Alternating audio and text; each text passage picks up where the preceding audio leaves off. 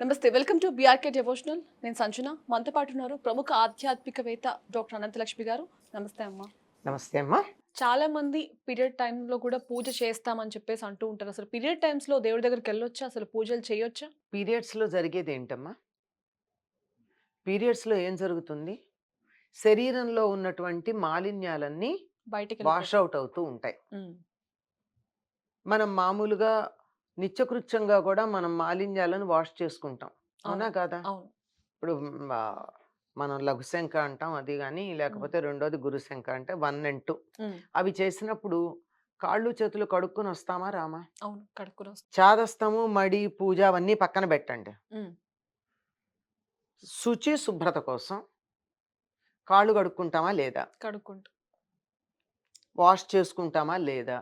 క్లీన్‌గా. ఇంకా పూర్వకాలం వాళ్ళెట్లా ఉన్నా వీళ్ళు పల్లెటూరు వాళ్ళని వెక్కిరిస్తారు గానీ, హ్మ్. ఈ రోజుల్లో అక్కడ శానిటైజర్స్ పెడతారు, సోప్స్ పెడతారు. వెళ్ళి బాత్రూమ్‌కెళ్తే కూడా చక్కగా అవును. అన్నీ కడుక్కొనొచ్చేటి ఏర్పాట్లు చేస్తున్నారు. అవును. మీరు అటువంటి దానికే ఇంత క్లెన్లీనెస్ గురించి తాపత్రయపడుతూ ఉంటే, అంతకన్నా భయంకరమైనటువంటి మాలిన్యాలు శరీరంలోంచి బయటకొస్తూ ఉన్నప్పుడు, హ్మ్. క్లెన్లీనెస్ పాటించాలా వద్దా? హ్మ్. అవును. ఆ పాటించేటప్పుడు కొన్ని విషయాల్లో కొంచెం జాగ్రత్తగానే ఉండాలి. మామూలుగా ఏం జరుగుతుంది? పీరియడ్స్ పీరియడ్స్ టైంలో శారీరకంగా, మానసికంగా బలహీనంగా ఉంటారు అవును. ఆడవాళ్ళు. చాలా. ఎంత చికాకుగా ఉంటుందో ఆడవాళ్ళకి తెలుసు. అవును. చాలా మూడ్ స్వింగ్స్ ఉంటాయి. మూడీగా ఉంటారు. హ్మ్. ఆ సంగతిని కార్పొరేట్ ఆఫీసుల్లో ఏది పడితే అది, ఎట్లా పడితే అట్లా మాట్లాడే స్వేచ్ఛ ఉన్నవాళ్ళు ఏమంటారు? ఎవరన్నా వాళ్ళ కొలీగ్, లేడీ కొలీగ్ గనక కొంచెం ఇరిటేటింగ్‌గా కనిపించినట్టయితే, మేబీ షీ ఈస్ డౌన్ ఆ! అంటారు. అవును. అంటే ఏమిటర్థం? ఆ హ్మ్. అమ్మాయికి పీరియడ్స్‌లో ఉంది, చికాకుగా ఉంది. Let's not talk to her అని. హ్మ్. మరి అట్లాంటిది నార్మల్ వ్యవహారాలకే ఈ డిస్టర్బెన్స్, ఇరిటేషన్ కలిగిస్తూ ఉంటే, ఆధ్యాత్మిక విషయాలకి ఎంత డిస్టర్బెన్స్ ఉంటుంది? హ్మ్. పైగా అప్పుడు ఏది చేసినా చాలా పెద్ద తీవ్రంగా ఉంటుంది. కనుక శరీరము, మనసు 2 తట్టుకోవాలి అంటే, అవి తట్టుకునే స్థితిలో ఉన్నప్పుడు మాత్రమే చెయ్యాలి తప్ప, అవి తట్టుకోలేని స్థితిలో ఉంటే చేయకూడదు. కనుక ఆ సమయంలో విశ్రాంతినివ్వండి అని చెప్తారు. సో శారీరకంగా, మానసికంగా విశ్రాంతి ఇవ్వడం కోసం చెప్పబడింది. హ్మ్. శుభ్రత కోసం కూడా చెప్పబడింది. అవును. శౌచం చాలా ప్రధానం. అవును. ఇప్పుడు అలా గనక ఉన్నట్టయితే, ఆ సమయాల్లో ఎటువంటి ఉద్వేగాలు, ఉద్రేకాలు వీటన్నిటికి వెళ్ళకుండా ఉండడానికి మనం ఏర్పాట్లు చేసుకున్నాం. పూజ చేసేటప్పుడు ఏం జరుగుతుంది? ఆధ్యాత్మికమైనటువంటి శక్తి మనకొస్తుందని కదా పూజ అవును. చేస్తున్నాం. లేతే ఊరికే చేయట్లేదు కదా! అటువంటి శక్తిని తట్టుకోగలిగిన స్థితి శరీరానికుందో లేదో. మామూలుగా జ్వరము అది ఏమన్నా వ్యాధి వచ్చి తగ్గిందనుకోండి.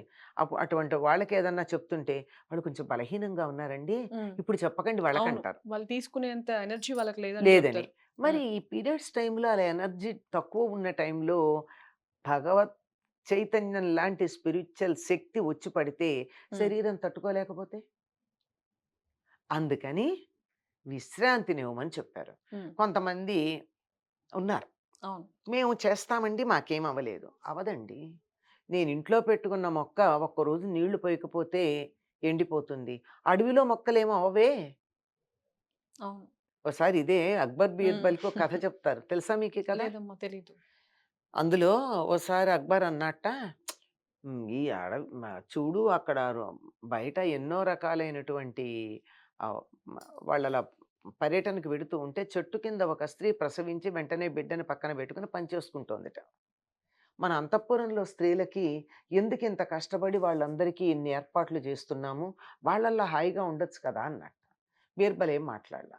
మర్నాడు ఆయనకి ఇష్టమైనటువంటి ఉద్యానవనంలో చెట్లకి నీళ్లు పోయకుండా ఆపాడు. వాడిపోయినాయి. అక్బరొచ్చి "ఏమిటిట్లా అయిందన్నాడు." "అదేమిటండి అడవిలో చెట్లకి నీళ్లు పోయకపోయినా బతుకుతున్నాయి గదా! ఉద్యానవనంలో ఎందుకు పొయ్యాలి?" అన్నాడు. అక్బర్‌కి అర్థమైంది. అంచేత ఎవరికో ఏదో జరగలేదు గనక అందరికీ జరగదు అని అనుకోలేం గదా! హ్మ్. మన నీళ్లు పోయకపోయినా మన ఇంట్లో, మన తోటలో ఉన్నవి కూడా కొన్ని మొండిగా బతుకుతాయి. హ్మ్. కొన్నేమో చచ్చిపోతాయి. అందుకని మనకి వాటిని టెస్ట్ చేసి ఏది బతుకుతుంది, ఏది చచ్చిపోతుందని చూసే ఓపిక లేక కంటికి నీళ్ళు పోస్తాం. హ్మ్. అలాగే ఈ పరిస్థితికి ఎవరు తట్టుకుంటారు, ఎవరు తట్టుకోలేరు అని పరిశోధించి, పరిశోధించి ఇలాంటివన్నీ చెప్తారే, అవన్నీ చేసే బదులు అందరూ ఇన్ జనరల్‌గా ఇట్లా ఉండండి అంటాం. ఎక్సెప్షన్ కేసెస్ ఎప్పుడూ ఉంటాయి. అంతే సో, కదా! ఇప్పటి వరకు ఓకే. ఆ! కానీ కొంతమంది పీరియడ్స్‌లో అమ్మవారి టెంపుల్‌కెళ్తారు. ఇంకొంతమంది థర్డ్ డేనే గదా! ఫిఫ్త్ డే బేసిక్‌గా 5 డేస్ పీరియడ్స్ అనుకోండమ్మా. ఫోర్త్ డేకి, ఫిఫ్త్ డేకి వెళ్ళొచ్చంటారా అసలు? ఫోర్త్ డేకి దూరంగా ఉండొచ్చు గానీ, హ్మ్. ఫిఫ్త్ డే నుంచి వెళ్ళొచ్చు. వెళ్ళొచ్చంటారు. ఎందుకు అంటే, ఇప్పుడు నాకేమీ అయిపోయింది, ఏమీ లేదు కదా అని అనుకున్నా, హ్మ్. ప్రారంభమైన తర్వాత 3 రోజులు దాని ప్రభావం ఉంటుందంటారు. అవును. బాడీ పెయిన్స్ ఉంటాయి. క్రాంప్స్ ఫ్లో ఉంటాయి. ఫ్లో ఫ్లో అన్నది అలాగే ఉంటుంది. ఎంతుంటుంది అనేది హ్మ్. కాన్స్టిట్యూషన్ బట్టి ఉంటుంది. అవును. కొంతమందికి ఆ ఎక్కువుంటుంది, పర్సన్‌ని బట్టి ఉంటుంది. కొంతమందికి తక్కువుంటుంది, కొంతమందికి 5, 6 రోజులుంటుంది, కొంతమందికి 3 రోజులుంటుంది. కొంతమందికి 3 ఏది డేస్‌కే ఏమైనా ఆగిపోతుంది. అవును. అదే అంటాను ఎన్ని రోజులున్నా కాన్స్టిట్యూషన్ బట్టి, మీరు తినే ఆహారాన్ని బట్టి, మీరు చేసే పనులను బట్టి, మీ మానసిక స్థితిని బట్టి, మన మీరు థింకింగ్‌ని బట్టి మెంటల్‌గా మనం పడేటటువంటి స్ట్రెస్‌ని బట్టి మనం మెంటల్‌గా స్ట్రాంగ్ ఉంటే అది ఓకే. అది. హ్మ్. ఇవన్నీ ఉంటాయి.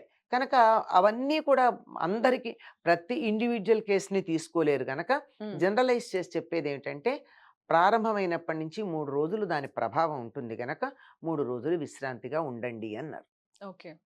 సో, ఇది ఓకే. హ్మ్. కొంతమంది టెంపుల్స్‌కేదైనా విజిట్స్ పెట్టుకుంటారు. సో, వెళ్ళిన తర్వాత పీరియడ్స్ ఒస్తాయి. హ్మ్. మరలాంటప్పుడు?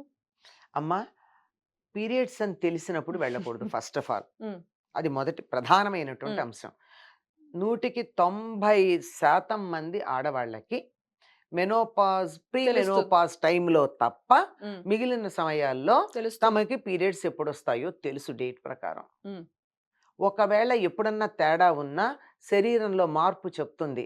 ఏమిటి ఈసారి త్వరగా వచ్చేట్టుంది, బాడీలో మార్పులు ఇలా అవును. ఉన్నాయి అని. కొంతమందికి మరి అ- ఇర్రెగ్యులర్ పీరియడ్స్ ఉంటాయి. అదే అలాంటి ఉన్నటువంటి వాళ్ళు ప్లాన్ చేసుకోకూడదు. హ్మ్. ఈ ఇర్రెగ్యులర్‌గా ఉన్నవాళ్ళు లేదా అనుకోకుండా కూడా ఒక్కోసారి రావచ్చు. ఏ ఇండికేషను లేకుండా.